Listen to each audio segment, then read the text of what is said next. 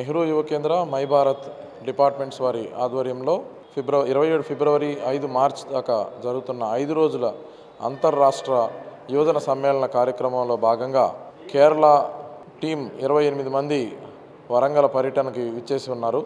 వాళ్ళు వారి కేరళ రాష్ట్రం యొక్క జానపద నృత్యాలలో ప్రావీణ్యులు.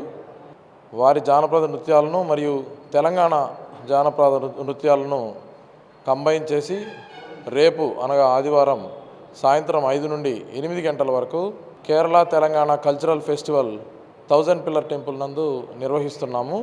ఈ కార్యక్రమానికి అభయ హాస్పిటల్స్, కూరాపాటి హాస్పిటల్స్, ముక్తి లేజర్ సర్జికల్ క్లినిక్ మరియు లయన్స్ ఇంటర్నేషనల్ క్లబ్ వారు స్పాన్సర్స్గా వహిస్తున్నారు.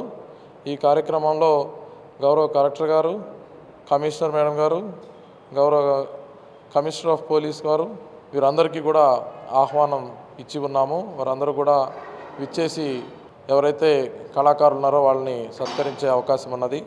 కాబట్టి ఇట్లాంటి ఒక మంచి అవకాశం కేరళ రాష్ట్రం యొక్క సాంప్రదాయాలని తెలుసుకునే అవకాశం మనకి ఇక్కడ కల్పించుతున్నాము. కాబట్టి ఈ ట్రై సిటీస్లో ఉన్న యావత్ ప్రజానికం అందరూ కూడా విచ్చేసి ఆస్వాదించి జయప్రదం చేయవలసిందిగా కోరుతున్నాం. Department of youth affairs central government మరియు నెహ్రూ యువ కేంద్ర వారి ఆధ్వర్యంలో నిర్వహిస్తున్నటువంటి సాంస్కృతిక కార్యక్రమం, ఇందులో ముఖ్యంగా ఇంటర్ స్టేట్ కల్చరల్ ఫెస్టివల్.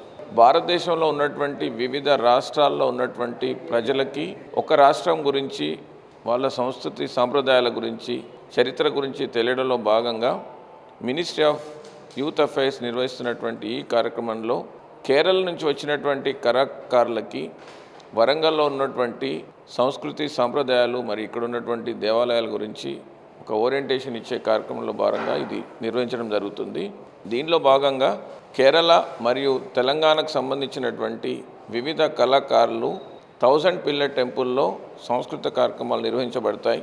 కాబట్టి సంస్కృతి సాంప్రదాయాలకి, ఆధ్యాత్మికతకు ప్రసిద్ధిగాంచినటువంటి మన వరంగల్లో ఈ కార్యక్రమాన్ని వరంగల్ ప్రజలందరూ విజయవంతం చేయాల్సిందిగా కోరుతున్నాను.